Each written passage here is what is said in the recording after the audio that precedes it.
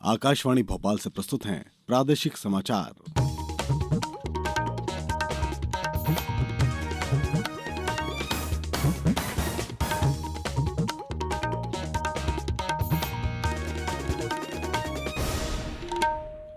नमस्कार। समाचारों के साथ मैं शरद बाघेला। सबसे पहले इस बुलेटिन के मुख्य समाचार। प्रधानमंत्री ने कहा, भारत अब आतंकवाद को पूरी ताकत से कुचल रहा है। प्रदेश विधानसभा चुनाव के लिए 3 दिसंबर को होने वाली मतगणना की तैयारियां जोरों पर। केंद्र ने चीन में जन स्वास्थ्य की स्थिति को देखते हुए राज्यों और केंद्र शासित प्रदेशों से सांस संबंधी बीमारियों से निपटने की तैयारियों की समीक्षा करने को कहा। और भोपाल समेत प्रदेश के अधिकांश हिस्सों में मावठे की पहली बारिश हुई, ठंड का एहसास बढ़ा। अब समाचार विस्तार से। प्रधानमंत्री नरेंद्र मोदी ने उन लोगों को श्रद्धांजलि अर्पित की जो 26 नवंबर 2011 के मुंबई आतंकी हमलों में वीर गति को प्राप्त हुए थे। आकाशवाणी पर कल मन की बात कार्यक्रम में श्री मोदी ने कहा कि देश 26 नवंबर को कभी नहीं भूल सकता, क्योंकि उस दिन राष्ट्र पर आतंकी हमला हुआ था। प्रधानमंत्री ने कहा कि ये भारत का सौभाग्य है कि अब पूरे हौसले के साथ आतंक को कुचला जा रहा है। प्रधानमंत्री ने कहा कि 26 नवंबर का दिन इसलिए भी महत्वपूर्ण है क्योंकि 1949 में इसी तिथि को संविधान सभा ने भारत के संविधान को अंगीकार किया था। उन्होंने कहा कि 2015 में डॉक्टर भीमराव अंबेडकर की 125वीं जयंती के अवसर पर सरकार ने 26 नवंबर को संविधान दिवस के रूप में मनाने का फैसला किया था। श्री मोदी ने कहा कि संविधान को बनाने में 2 वर्ष 11 महीने और 18 दिन का समय लगा था। उन्होंने कहा कि संविधान 1950 में लागू हुआ, जिसे अब तक कुल 106 बार संशोधन किया गया। प्रधानमंत्री ने कहा कि संविधान सभा के सदस्यों में 15 महिलाओं को मनोनीत किया जाना प्रेरणादायक था। प्रधानमंत्री ने संतोष व्यक्त किया कि संविधान निर्माताओं की दूरदृष्टि के अनुरूप संसद में अब नारी शक्ति वंदन विधेयक पारित किया गया है। प्रदेश में मतगणना की तैयारियां करीब पूरी हो चुकी हैं। सभी जिला मुख्यालयों में प्रशासन ने ईवीएम और स्ट्रांग रूम की सुरक्षा के साथ साथ पारदर्शिता का पूरा ध्यान रखा है।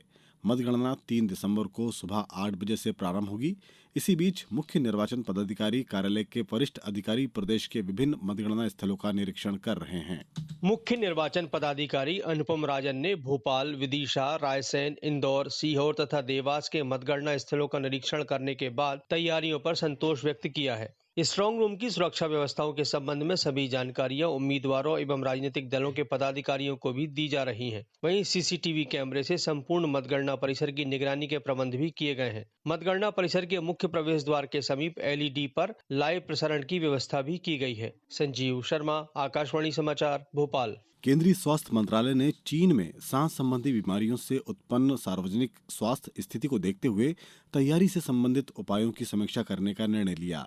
मंत्रालय ने राज्यों और केंद्र शासित प्रदेशों को तत्काल जन स्वास्थ्य और अस्पतालों में तैयारी उपायों की समीक्षा करने को कहा है। उत्तरी चीन में बच्चों में सांस संबंधी बीमारियों के तेजी से उभरने की सूचनाएं मिली हैं।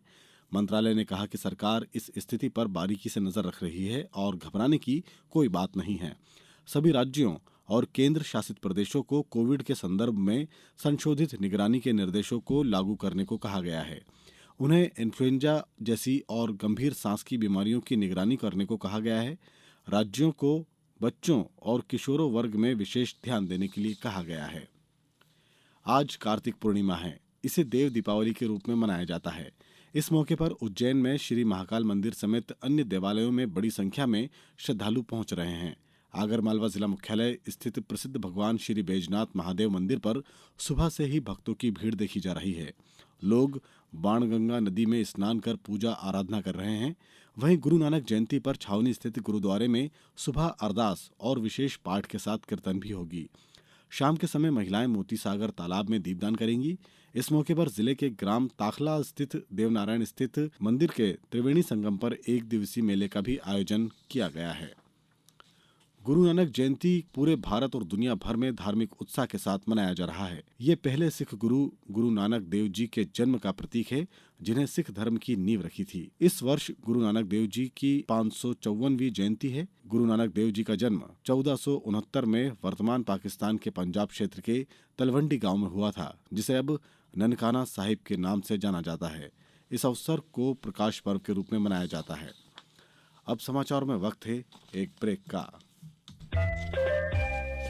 ये समाचार आप आकाशवाणी भोपाल से सुन रहे हैं। हमारे समाचारों को अब आप कभी भी और कहीं भी अपनी सुविधा के अनुसार सुन सकते हैं। ये समाचार बुलेटिन YouTube, ट्विटर और फेसबुक पर AIR न्यूज भोपाल पेज पर भी सुने जा सकते हैं। इसके अलावा आप हमारी वेबसाइट newsonair.nic.in पर अथवा AIR न्यूज ऐप पर भी समाचार सुन सकते हैं। ब्रेक के बाद एक बार फिर समाचारों में आपका स्वागत है। आयरिश लेखक पॉल लिंच को 2023 का बुकर पुरस्कार दिया गया है। लंदन में एक समारोह में भारतीय मूल की लेखिका चेतना मारू के पहले उपन्यास वेस्टर्न लेन को पीछे छोड़ते हुए पॉल लिंच ने अपने उपन्यास पैगंबर सॉन्ग्स के लिए 2023 का बुकर पुरस्कार जीता। 46 वर्षीय लिंच के इस उपन्यास में अधिनायकवाद की चपेट में आए आयरलैंड के बारे में बताया गया है। अब बात क्रिकेट की। भारत ने पुरुष टी20 क्रिकेट में कल रात तिरुवनंतपुरम में ग्रीनफील्ड स्टेडियम में ऑस्ट्रेलिया को 44 रनों से हरा दिया और 5 मैचों की श्रृंखला में 2-0 से बढ़त बना ली। पहले बल्लेबाजी के लिए उतरी भारत की टीम ने ऋतुराज गायकवाड़ के 158 रन, यशस्वी जायसवाल के 53 रन और ईशान किशन के 52 रन की मदद से निर्धारित 20 ओवर में 4 विकेट पर 235 रन बनाए। रिंकू सिंह ने भी 9 गेंदों में 41 रन की आतिशी पारी खेली। जवाब में ऑस्ट्रेलिया निर्धारित 20 ओवर में 9 विकेट के नुकसान पर 191 रन ही बना पाई। ऑस्ट्रेलिया के लिए मार्कस स्टोइनिस 45 रन बनाकर सर्वोच्च स्कोरर रहे, जबकि कप्तान मैथ्यू वेड ने नाबाद 42 रन बनाए। भारत की तरफ से प्रसिद्ध कृष्णा और रवि बिश्नोई ने 3-3 विकेट लिए, जबकि अर्शदीप सिंह, अक्षर पटेल और मुकेश कुमार ने एक एक विकेट लिया। भारत ने गुरुवार को विशाखापत्तनम में पहला मैच 2 विकेट से जीता था। अब बात मौसम की। मौसम विभाग ने पश्चिमी विक्षोभ और चक्रवात की वजह से प्रदेश में मावठा और बारिश का अलर्ट जारी किया है। खरगोन, बड़वानी, अलीराजपुर, झाबुआ, धार, इंदौर, उज्जैन, देवास इन जिलों में आज कहीं कहीं भारी बारिश हो सकती है। वहीं भोपाल, सीहोर, रायसेन और नर्मदापुरम जिलों में तेज हवा के साथ बारिश होने की संभावना है। राजधानी भोपाल समेत कई जिलों में बीती रात रिमझिम बारिश हुई। मौसम बदलने से ठंड का एहसास बढ़ रहा है। वहीं रतलाम, पन्ना, बड़वानी, रीवा, उज्जैन, मंदसौर, नीमच और धार जिले में बारिश होने से ठंड का असर तेज हो गया है। अब कुछ समाचार संक्षेप में। खंडवा में कल संविधान दिवस पर जिला विधिक सेवा प्राधिकरण ने विशेष कार्यक्रम आयोजित किया। इसमें संविधान की उद्देशिका का वाचन किया गया। प्रदेश में 9 दिसंबर को लोक अदालत का आयोजन किया जाएगा। इसकी तैयारियों को लेकर पन्ना जिले में प्रधान जिला एवं सत्र न्यायाधीश एवं जिला विधिक सेवा प्राधिकरण की अध्यक्ष भावना साधो ने बैठक कर लोक अदालत की तैयारियों की समीक्षा की। बालाघाट जिले के कान्हा राष्ट्रीय उद्यान में कल प्राकृतिक सौंदर्य के प्रति प्रेरित करने के उद्देश्य से मैराथन दौड़ का आयोजन हुआ। राजधानी भोपाल में डेंगू के 4 नए मरीज मिले हैं। मरीजों की संख्या बढ़कर 65 हो गई है।